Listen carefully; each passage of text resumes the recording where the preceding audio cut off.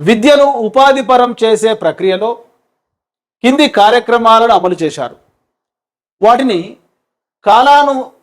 క్రమానుసారంలో అమర్చండి. So chronological ఆర్డర్లో అమర్చాలి.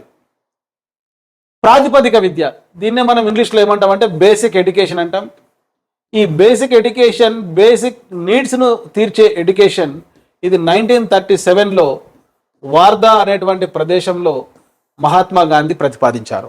నెక్స్ట్ మన టైం టేబుల్లో ఎక్కువగా కనపడేటువంటిది SUPW, socially useful productive work. ఇది 1977 సంవత్సరంలో ఈశ్వర్ భాయ్ పటేల్ కమిటీ SUPWను సూచించడం జరిగింది. మరి దీని ఉద్దేశం వారానికి 6 గంటలు సోషల్లీ యూస్ఫుల్ ప్రొడక్టివ్ వర్క్ పిల్లలకు మనం టైం టేబుల్లో భాగంగా నేర్పించాలి. తర్వాత పని అనుభవం. ఈ పని అనుభవంను ఇంగ్లీష్లో మనం వర్క్ ఎక్స్పీరియన్స్ అంటాం.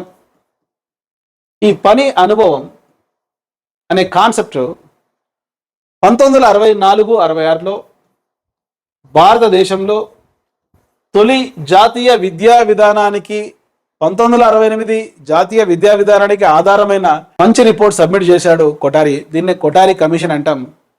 సో ఇండియన్ ఎడ్యుకేషన్ కమిషన్ అని కూడా అంటారు.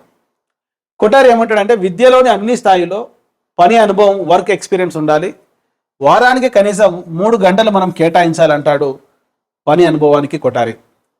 తర్వాత బహుళార్థక విద్య, మల్టీపర్పస్ ఎడ్యుకేషన్, ఇది 1952లో మరి సెకండరీ ఎడ్యుకేషన్ కమిషన్ ప్రతిపాదించడం జరిగింది. ఈ సెకండరీ ఎడ్యుకేషన్ కమిషన్కు చైర్మన్ మొదలియార్ కాబట్టి దీన్ని మొదలియార్ కమిషన్ అని కూడా అంటారు.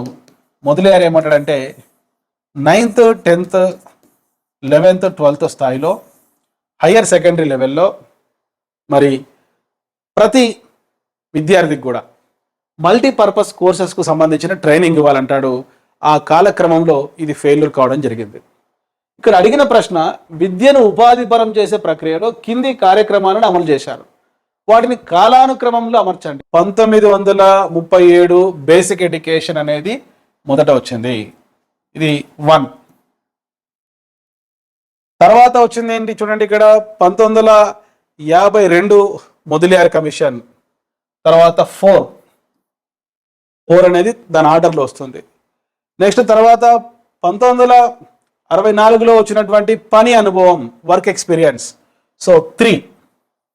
నెక్స్ట్ 1978లో వచ్చిన SUPW, socially useful productive work, 1, 4, 3, 2 అనేది ఆన్సర్.